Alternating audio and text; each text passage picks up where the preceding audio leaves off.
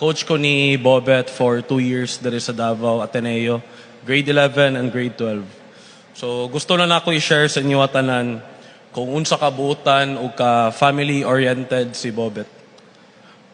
Sa una pa lang, first pa lang, pag-recruit na mo sa iyaha, niduol ko siyang coach, nangutana ko kung pwede ba namo kuhaon si Bobet sa Ateneo de Davao. Ang tubag siyang coach ako, Coach, ika-30 mo na eskwelahan na niduol sa mua. So 29 schools, 29 universities ang ga-recruit kay Bobet, dili lang diri sa Davao, kundi sa Manila. Mas better opportunities, financially, mas dako ang allowance na i-offer, mas dako ang ma-provide nila. Pero ang deciding factor ni Bobet, nganong gipili niya ang Ateneo de Davao, kay giapil na mo ang iyang igsuon na si RB. So, RB, salamat kayo na ikaw ang tindog daw, RB. Si RB di ay igsuon ni Bobet.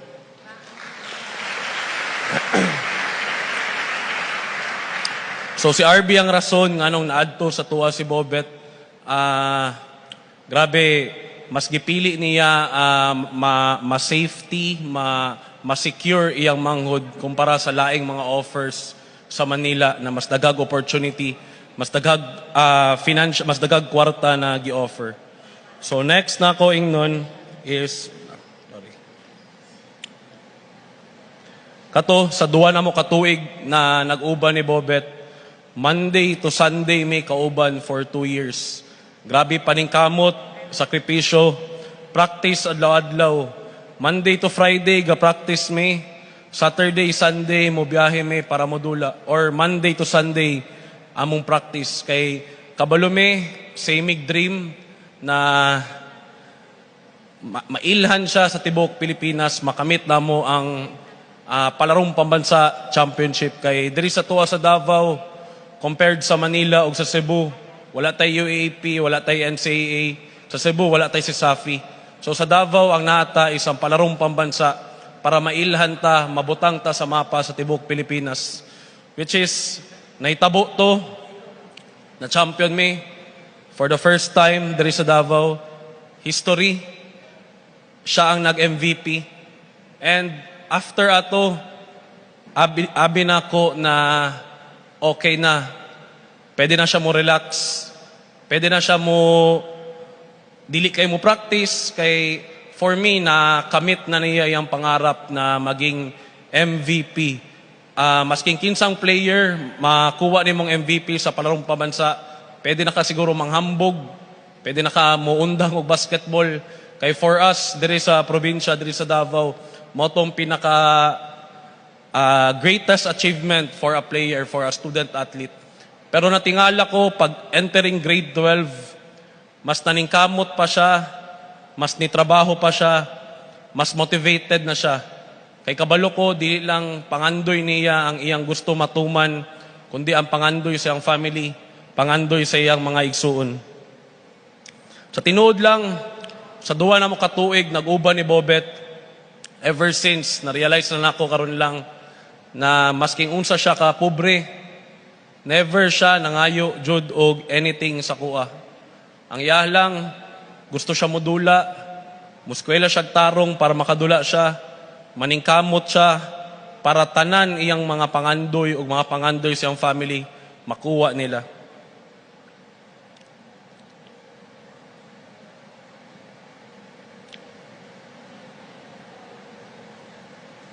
So, moving forward, sa grade 12, niabot na pod mig palarong pambansa, going for back-to-back title me. Pero before ato, niadto sa mi sa Talacogon, kung asa ilang lugar. Ang tawag dito sa Talacogon kay Baterbonia Country. Kay idol sa tanan dito si Bobet. As in, tanan, idol si Bobet. So dito ko na-touch kay Bobet, kay niadto mi silang balay. Grabe kagamay silang balay, murag kubo lang, as in, gamay kayo. Mao samot ko ni believe kay Bobet, kay gikan digto na balay, grabe kadako ang pangandoy, grabe kadako ang dream Di ko ka-imagine na ang tao na nigawas ato na balay, ato ang pangandoy. Nangutana ko siya, habet, unsa man imong dream school, Jud? Wala siya pagduwa-duwa, coach. Ang dream school na ko, Ateneo de Manila. Mao Jud na akong goal, coach.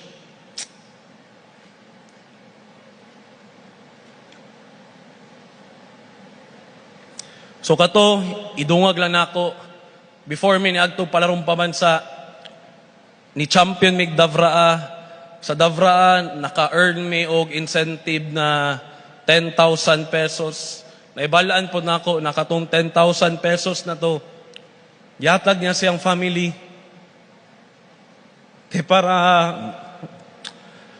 Para ma-accommodate, ana siya na i-renovate ang atong balay. Kay tibok Pilipinas sa to sa Agsor. Dagag mga parents, mga parente sa mga gikan diri sa Ateneo de Davao, dili makabuk og hotel. At least natay gamay ma-accommodate sila ha. Which is nadayon jud naka-accommodate jud sila og pila ka parents na napastay nila sa mua sa ilaha. So ato siya kabutan. So karon gusto nako i-discuss sa inyo tanan ang mga remaining days na nakauban ako si Bobet. June 4 niadto mi sa Manila na timingan kay nakoy event sa Manila pagka June 5 unya ambot pagbuot siguro sa Ginoo na June 4 wala gituyo sabay mi og flight padulong Manila. Gisundo namo siya ni Player Spotted sa dorm nila Cap Mark kauban iyang mama. So before ato padulong na mig airport, gastorya mi. Kay iyang mama, night before, nipalit og 20 or 10 kabuok na jerseys ni Bobet. Kay gusto niya ibaligya. So, niingon si Bobet na, ayaw kabalaka howdon ako dito sa Manila. Kay kung howdon ako dito sa Manila, mas daghang jerseys. Mumpalit sa mo.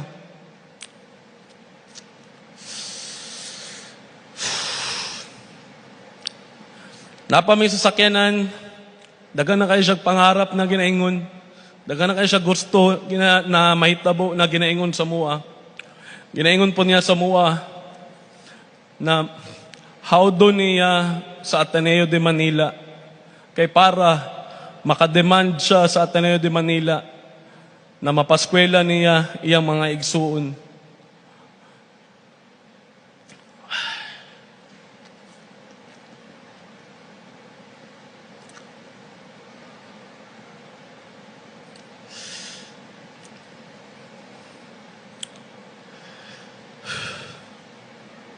So karon niabot namin sa Manila June 4. Giatod na ko siya sa Ateneo de Manila sa dorm.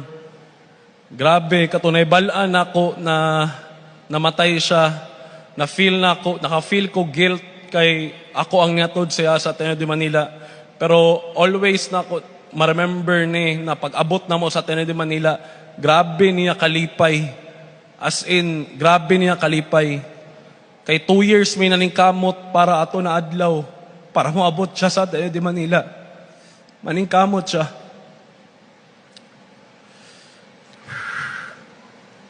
So nag-practice siya sa Ateneo de Manila, naka-practice siya dito. June 4, practice diretso. 4 to 6:30 ang practice. Grabe niya ka energetic, grabe niya ka excited, grabe niya ka hyper. Dili na ko mabilang pila ka dunk ang iyang gibuhat sa practice. Sa sobra niya ka hype, sa sobra niya ka lipay. Nanana siya dito.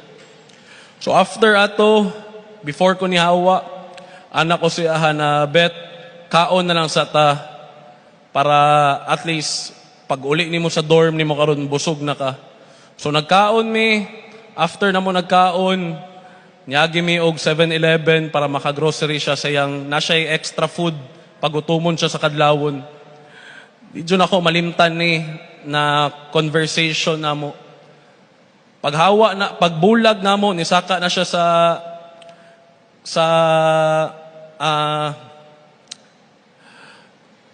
Pasaka na siya sa burag bypass dito.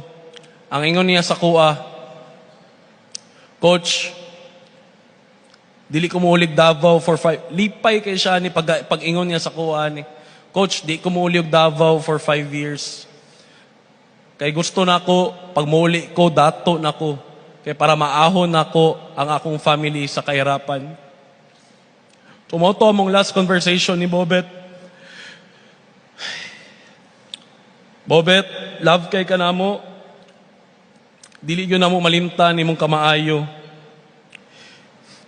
Imong pagka-humble. Ikaw ang among inspiration. Paningkamuta na mo na matuman tanan nimo pangandoy. Love ka na mo, Rene. Forever ka na mong MVP. Salamat.